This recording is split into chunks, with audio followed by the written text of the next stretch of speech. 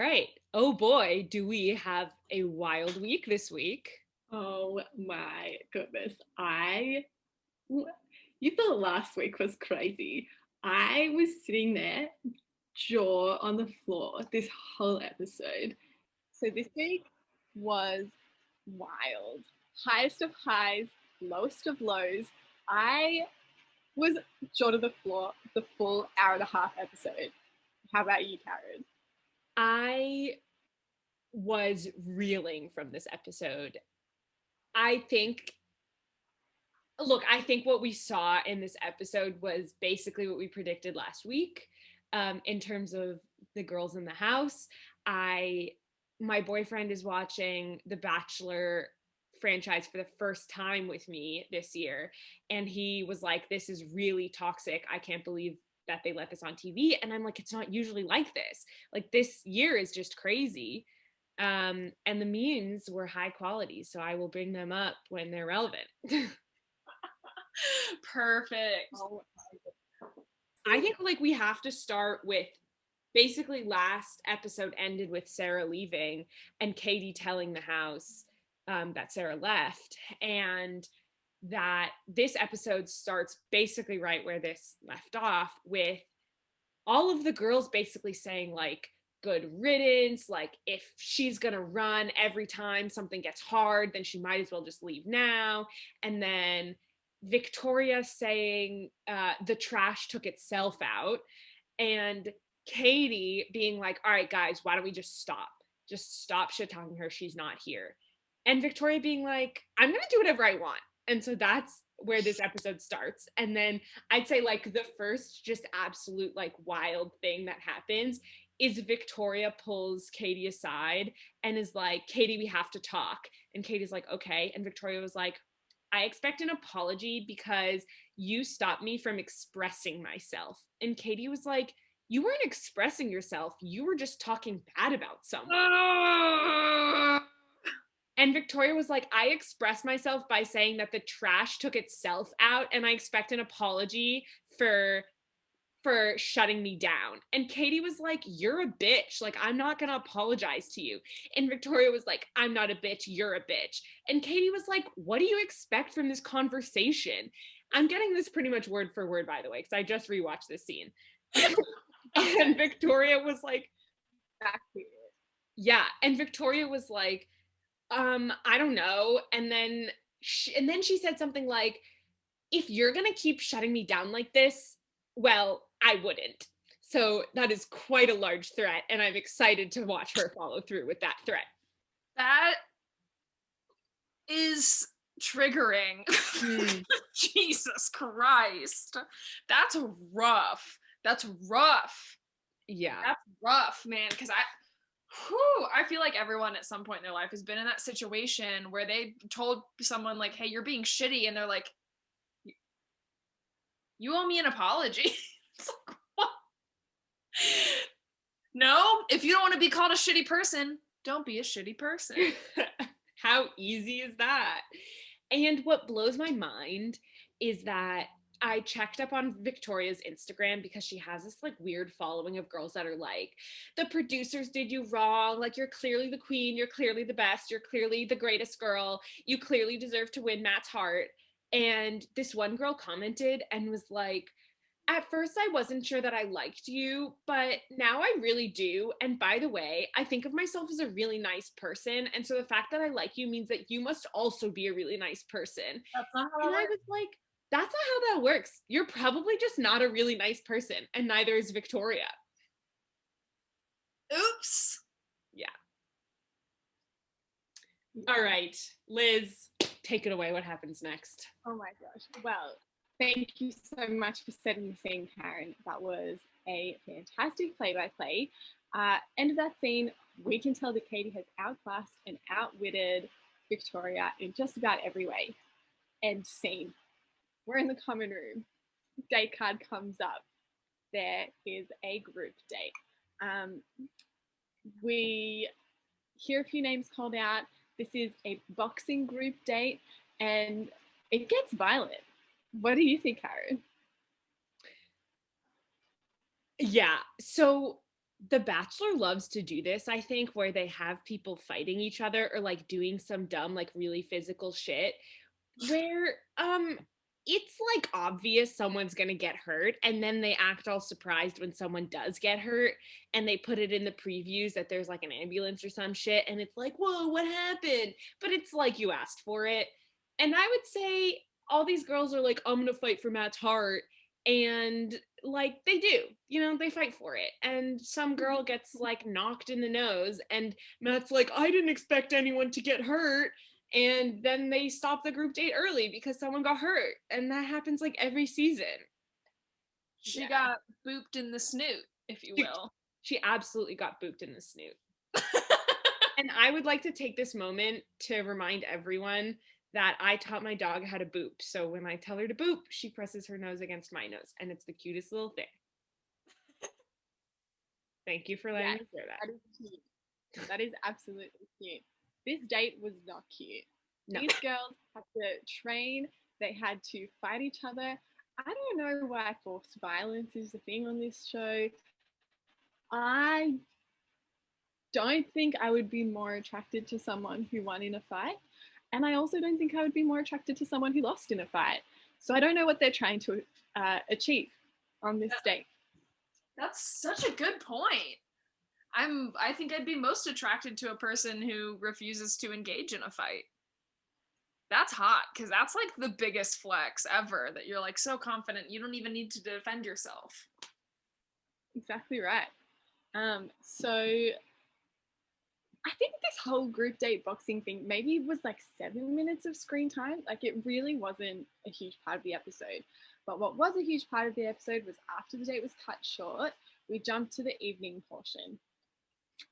Evening portion of the date is beautiful. We have all of the women that we know and that we love, and they have their little one-on-one time. We get a little bit more personality from everyone, including from Chelsea. Now, Chelsea is stunning. She's got really, really short buzzed hair, and she shares a moment with Matt where she explains the origin of that. She used to have long hair that she treated all the time and straightened because she's a model and she had to do that for work. And then she said about a year ago, she decided to completely reject that and she shaved it all off herself. And now I do want to say she paired this with a fantastic Instagram real-time thing where she had a video of herself and she just matched up her Instagram game with her time on the episode, everything. Anyway, her following went up heaps this week, and I think that's important to note as we watch this episode. What did you think of that one-on-one time, Karen? Well, she got the group date rose, so it was clearly important enough to Matt. And yeah, I mean, like she opened up about something like deeply personal and talked a little bit about like as a Black woman her relationship with her hair, and so that was interesting. I do think that Matt isn't going to end up with a Black woman based on the way he keeps saying like, everyone expects me to do one thing, but I feel like I want to do another. So he's like really hinting towards that. So part of me kind of felt like strategically talking about, being Black isn't what's going to get you a relationship with Matt. But it is very important, I think, to talk about your identity and to find someone who really appreciates your whole identity. So Chelsea deserves much better. Yeah, wow, there's a lot to unpack there. I do remember when we went through the candidates the first time and I saw the photo of Chelsea, I was like, whoa. Yeah, she's hot. She's so beautiful. And yeah. that's yeah, I hadn't even put together how having like short natural hair as a model could be kind of difficult. Yeah, given all the really unfair pressure on Black women to wear their hair certain ways. Yeah. From like all directions. I mean, it's that's a really wild part of society that I've tried learning about, and it gets really overwhelming really quickly. Yeah, definitely. But I think the first part of the crazy drama happens after this group date, right before the rose ceremony. Everyone is, like really trying to get their time with Matt, and Victoria decides that she's going to go talk to Matt. So she goes to talk to Matt, and she's about to start crying about how she's so insecure that she hasn't spent enough time with him, and she's really about to bring on the tears, when all of a sudden Chris Harrison just beelines in and is like, Matt, I have to talk to you. And Matt's like, oh no. So the two of them leave, and all the girls in the house see them leaving together. Oh my gosh. You can just feel the penny drop. All the girls in the house, Matt and Harrison don't go around the perimeter of the house. No, they make sure to walk through every single room that has girls in it. And they're all sitting there fully glammed out, freaking the fudge out, because Chris Harrison never comes in midway through a cocktail party. This is crazy. Of course, we all know what's going to happen because we've seen the previews from last week. But the girls, there's a storm brewing. Chris Harrison takes Matt James out the front. They walk to the end of the big red carpet. And Chris Harrison doesn't even give Matt a second. He's like, there's more girls coming. You had the biggest sign-up rate of anyone ever. Here's the gala. And then just gets out. Chris Harrison doesn't even wait for Matt to respond. And Matt's just standing there like, and then 5 new girls rock up. It was so speedy, such a quick turn of events. I loved it. Did you have anything to add about that before I start going into the new girls' entrances, Karen? Yes, I promised good meme content. And Anna, do you know the meme of the little boy on the bus that's like wearing a hat? It's like a cartoon, and it says, haha, I'm in trouble. Yeah. Yeah. So Matt says that. Like, he says, haha, I'm in trouble. And Twitter just blows up with those memes. Matt does not know what he's getting himself into. Or Matt knows. Matt knows and is like not the happiest about it, but he's trying to put on a brave face because the girls in the house are piranhas. So yeah, he's scared. Yeah. It is crazy. First girl who comes out is Brittany. Brittany is stunning. She's gorgeous. She comes out of the limo, says, I'm going to make up for lost time, grabs Matt's face and makes out with him for like maybe 30 seconds. Like, it is long. It is not the most consensual thing ever.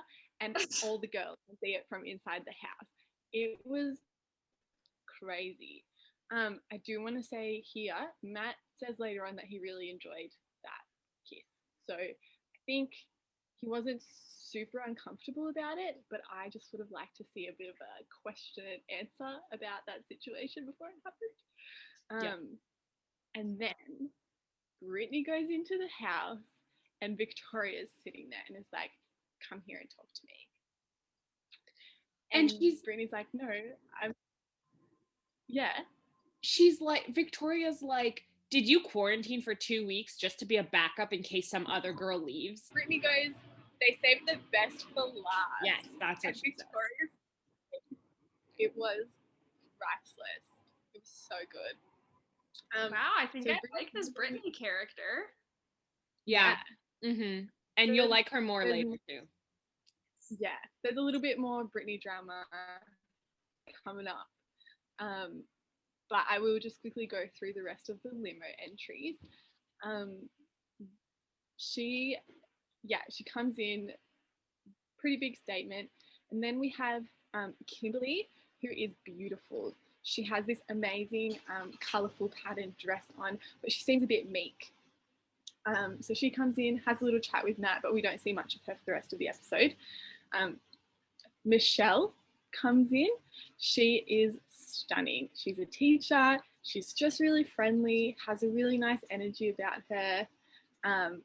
I don't exactly remember her limo entry, Karen. Was there anything remarkable about it? I don't remember it either. There's much more important things about Michelle to talk about.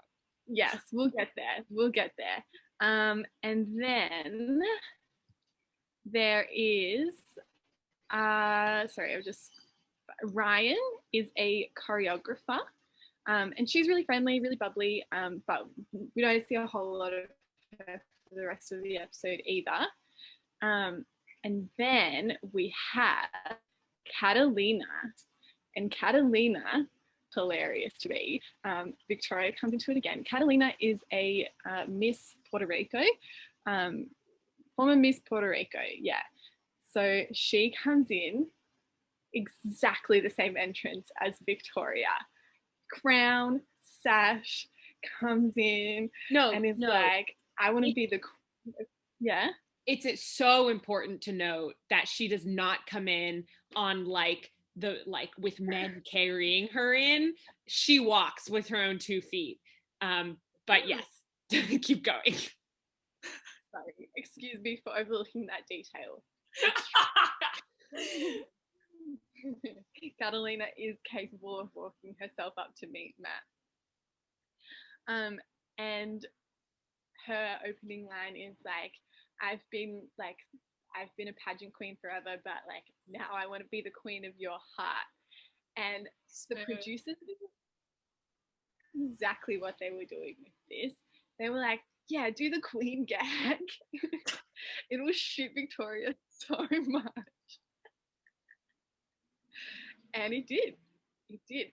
Catalina walks in. She's the last limo entry of the new arrivals. And Victoria, you thought Brittany pissed her off. Catalina walking in.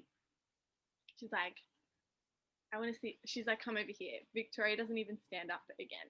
She just beckons Catalina over. And Catalina's like, I guess so. I guess so. And Victoria takes the crown off of her head and puts it on her own head. It is the most passive aggressive, petty, boundary crossing, petty display of alpha that I have ever seen. It was gave me a full body response actually. See that happen. It was crazy. And the silly thing is, all the girls in the house while this was happening were like, Victoria, like the way that you like tell your kid, like, come on, like, oh, come on, not here, not now, don't do this. Yeah, like, we'll be in the car in like 2 seconds, just behave yourself. And then all of the girls were like, by the way, we've been here for 3 weeks, which isn't true because Victoria's sty hasn't left her eye, and so it definitely hasn't been 3 weeks unless that is a very persistent sty. I'm literally killing Liz right now. I didn't know. Okay, that's very okay. That's new information to me, and that's a lot. It's a metric of time. Oh my god. That is beautiful detail. Thank you so much for that, Karen. Yeah, no problem. So it definitely couldn't be 3 weeks. But they, whatever. The show wants us to think it's 3 weeks. The girls are saying it's 3 weeks. So they're like, by the way, we've been doing this for 3 weeks. So you coming in here is really triggering for us and you're not welcome.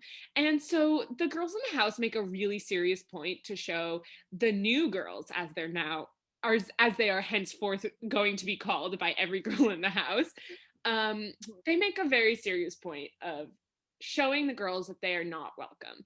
And that is basically the theme of the rest of the episode. I do just want to say though, Maggie and Katie were welcoming to the new girls, and they welcomed that they like beckon them over to sit with them and have a chat and soft entry. We don't see a lot of it because apparently they're not showing nice girls this season, but Maggie and Katie are being decent humans to these new girls. Wait, Maggie's the one that has a PhD with the yeah. Big fan of Maggie. Yeah, I remember her. Okay. So there are a few more conversations over the rest of the night. Most notably, Victoria gets interrupted again. She's not having a good day, and yeah, so we see a few more conversations. He chats to all the new girls quite a little bit so that he knows what to do. Rose ceremony happens.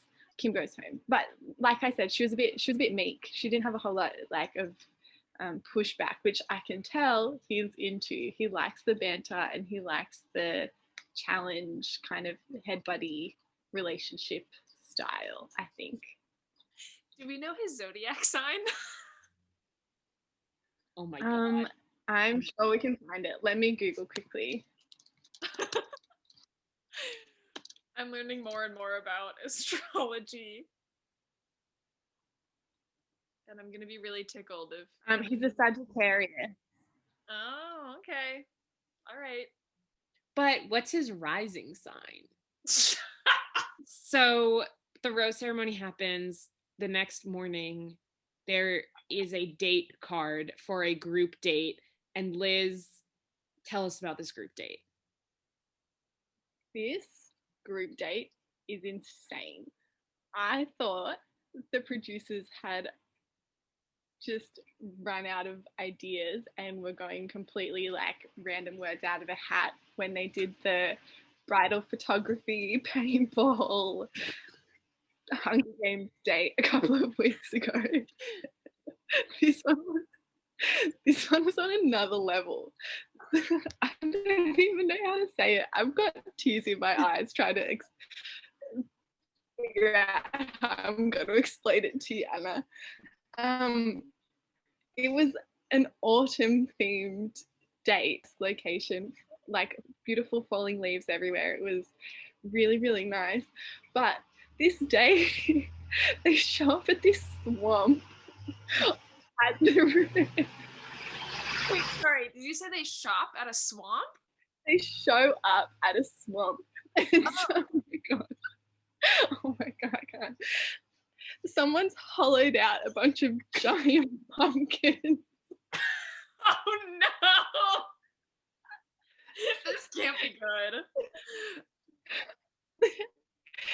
And given them all paddles, and they asked them all to paddle across the swamp. No!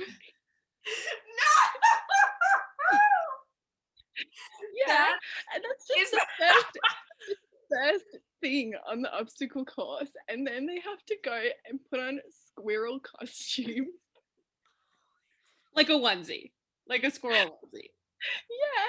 Also, I just really need to say that on the sign in front of the squirrel costumes, they spelled squirrel wrong.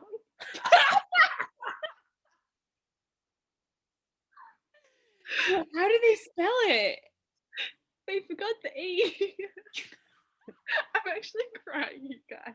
Wait, oh my god, this just screams like they gave some intern power over this, and the intern's like, I don't even care about this show, and just ran with it. And before the producers could stop it, it was too late. All the logistics were in place. It was nuts. And then so they had to put on these squirrel onesie outfit things, and then they had to dig through a pile of leaves to find an acorn with their name on it. And then they had to put the acorn in a bucket, and then they had to walk across the balance beam, and then they had to run to the finish line, and then they got a special prize. And the special prize wasn't even more time with Matt. It was an acorn trophy, which Chris Harrison passed over to the winner saying, "These nuts are for you." Oh my god. Okay, every time we do one of these episodes, it becomes more and more apparent to me that I could never even consider applying for The Bachelor, because imagining doing literally any one of those things, and like with my motivation being a man. I can't. Now, granted, if my motivation were simply just the glory and a great golden acorn, I don't know. Maybe. But no man is worth all that. Sorry, I said it. It was crazy. And let's just not forget that the first step of this is to get into a giant hollowed out pumpkin and paddle through a swamp. Like, what? Who thought of this? Who approved it? I just was in disbelief watching these girls do it. And they didn't even seem like surprised when they were walking up. They were just like, yeah, like I'm getting into it. I'm so happy to have this group date. None of them were like, what the fuck is going on with this? This makes no sense. But then there was Maggie, who maybe has like never paddled anything ever before and just could not get her pumpkin across the swamp and was stuck in this pumpkin. And where all the girls are like finishing this obstacle course, Maggie is still in this pumpkin. And they turn it into like a joke where at the end of the date they like pan back to Maggie in the swamp like, guys, is anyone here? So legend has it he's still there. Yeah, probably. And Matt keeps yelling at her, paddle. Thanks. Which is extremely unhelpful advice. Yeah, thanks so much for that. And another meme that came out of this, I am going to jump into the meme bandwagon, Karen. There's a really fantastic gif of Victoria in her squirrel outfit looking through the pile of leaves for her acorn. And if it comes up on your feed, I really recommend just letting it play out a few times. Okay, all right. I haven't seen it yet, but I'm excited to see it. So I think we might have forgotten to mention Anna found some other girl's acorn, one of the new girls' acorns, and just took it and didn't leave it there. She like put it in her pocket or some shit. And the girl was just stuck there. And she was like, I swear to God, like, I don't even think there's an acorn in there with my name on it. So that's the kind of bitch that Anna is. And at the end, Mari wins. And Anna's like, well, I wanted to win, but at least it wasn't one of the new girls.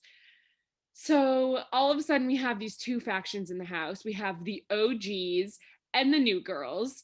And the OGs like to call themselves that and just are like so living in this life of having a clique, maybe for once. Like maybe they just were so uncool in middle school that they wanted to strive to develop a clique one day.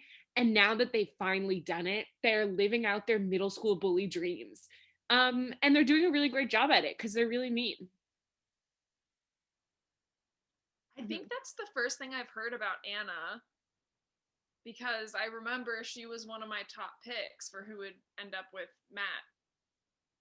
We forgot about something during the cocktail party, which is that Brittany walks out and Anna recognized her. Oh. And Anna was like, I've been getting messages about this girl. We're from the same town. There are rumors circulating that she's an escort. Oh. Yeah. And well, that all comes to head later in the episode. This all comes to head later in the episode, but this is not the first we've heard of Anna. And so Anna's sort of like starting to filter into the episode earlier, but we'll get there. Well, to be fair, Anna was one of the like main bullies last episode, wasn't she? She was like, she's Victoria's like right hand bitch, you know, like she's not a good girl. And the previews for the episode, like before they cut to commercials, is always Anna saying, I hear she entertains men for money. And the way she says it is like like in the middle of a scowl, like, I hear she entertains men for money. So, meme alert, people put pictures of horses captioned, I hear she entertains men for money. And it's really funny. It's really funny because very nice. It's not nice, but neither is Anna. Yeah, definitely. No, shaming sex workers is not it. No. It's not so this is the meme that I am talking about. Oh. And then but wait, and then there is There's this one captioned Anna getting ready to spill the tea on one of the other contestants. Oh my god. No. Oh dear. So that's the kind of face Oh, that Anna no. makes always. Oh. Oh, also to note Yeah. about Anna, during the rose ceremony that we talked about earlier, Anna had the biggest scowl on her face. The entire time she looked like she was gonna murder someone. And I was saying, like, if I were Matt, I wouldn't choose her solely on the basis that she looks so angry during this that, like, I don't want that energy in my life. But he chooses her. She moves on. We know that she continues because she spreads rumors that someone else entertains men for money, and that comes to head at the end of this date, actually. Mm-hmm. Yeah. So, Yeah. they come out of their squirrel costumes and they go to the cocktail party, like the night portion of the date, and Anna just decides, like, I need to confront Brittany about entertaining men for money. And so, like any normal mean girl, in front of literally everyone else except Matt, because Matt was like off talking to someone, goes, so are you an escort? And Brittany's like, what? Like, where did you come up with this? And Anna's like, I heard. And Brittany's like, I've always had boyfriends. Like, I'm not an escort. And also, like, why would you say that about me and like spread that about me? And Anna was like, okay, I just have to make sure that, you're not an escort. She does this confrontation in front of everyone. Like, Yeah. it's not like she pulled her aside. It was in front of the whole group. It was crazy. Yeah. It's also just like if somebody comes like, "Are you an escort?" I'd be like, "Are you trying to hire me?" Because I can already tell I'm out of your budget. I'm pretty sure that's the proper response to that question. Yeah, but then instead of dropping it, Anna, like at the end of the date, Anna goes home and tells Victoria that she's heard that Brittany entertains men for money from the other people in Chicago, just, around town in Chicago. And then the next morning, by the next morning, everyone's heard of it. And Katie pulls Brittany aside and is like, is it Katie or I think it's Katie, like pulls Brittany aside. It's like, yeah, I heard, like everyone's heard. I'm really sorry that this happened to you. Like, that's really not okay. Mm. Is that Yeah. is that what happens? Yeah, essentially. I don't remember the exact details of it. I watched it a few days ago. But yeah, it's pretty gnarly. And Anna's just like on this hectic rumor spreading rampage. And then yeah, Brittany said something along the lines of like, have you already told everyone this? Like, why didn't this makes no sense? So clearly she's very caught off guard. Yeah. This is pretty nice. And it all sort of starts and escalates a lot during this group date evening portion. Who got the rose on this group date?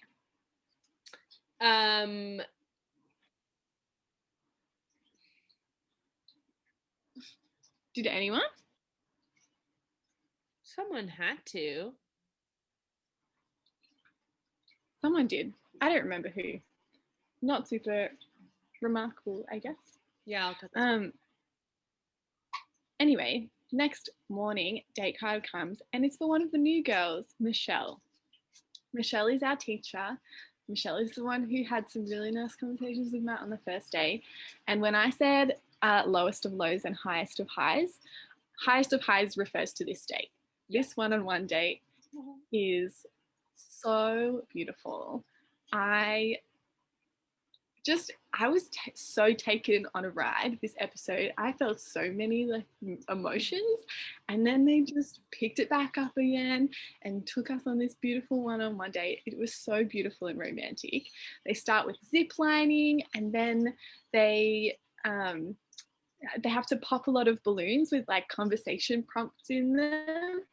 And it was really cute, and the banter was really good. And Michelle was really good at like coming up with like additional fun ways for them to sort of add drama to the date. Like she said this thing when they were answering conversation prompts that they should answer them at the same time, and that was really cute because a lot of the times they had same answers, and that was really nice and like cute little bonding. And then they go up in a hot air balloon, and it was very beautiful. And I would say that this is like the most obvious chemistry between two people that I've seen in a while. Like a lot of the time they'll go on a one-on-one and they'll like during the like private interviews, you know, the people on the date will say like, "Oh yeah, we had such great chemistry." And that's like you just kind of have to take their word for it. But here like you could feel it, and it was like very well presented in a way that they didn't need to say anything. Like it was just so obvious that they had great chemistry, and it was a wonderful date, honestly. It was, Yeah, yeah. it was really nice.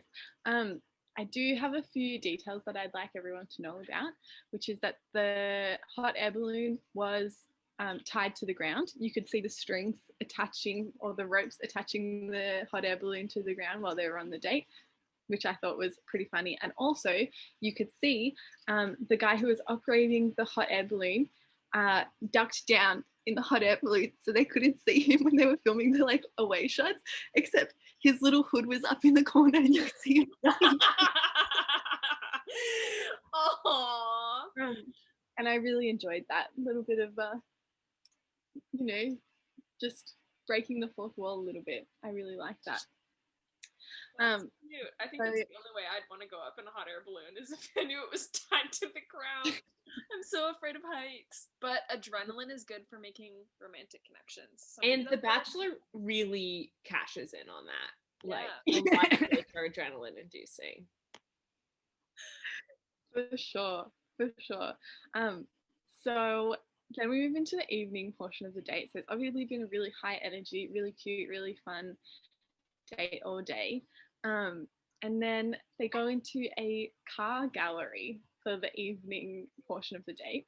And they sit down and have a little chat, and they ask each other what their favorite part of the date was. And Max said his favorite part of the date was when he first saw her walking up to him. And that was really cute. I liked that a lot. That's adorable. Okay, Yeah. I'll put that in my list of things I actually like about this Bachelor. That was pretty smooth. That was good. All right. Okay. Yeah. Was there anything else in that conversation I that was don't worth mentioning? remember. I don't remember it. So I think we can move on. The only thing that I can think of from that is that they then get into the back of one of the cars, but it's you can see all of the filming lights that they've like crammed into the back seat so that they can film them when they have a little smooch. But you know, they take the awkwardness in stride, and it's very nice. She gets the rose, no surprises there. And then we pan back to, okay, one thing they did talk about on their date is that she's a teacher, and they talk about the struggles of teaching during a pandemic, and especially teaching people of color who have been struggling with the pandemic, and also the Black Lives Matter movement. So she was talking about the opportunity gap and the achievement gap, and about her like experiences being a teacher at this time, which was really nice to hear. Yeah, wow. That's Okay. For the sake of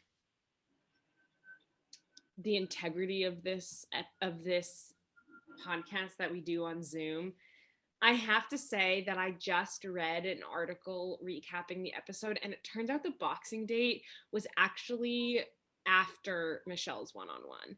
And I think that's important because the evening date is a really important moment in this episode, and it happens at the end, like after all of the tension is built up.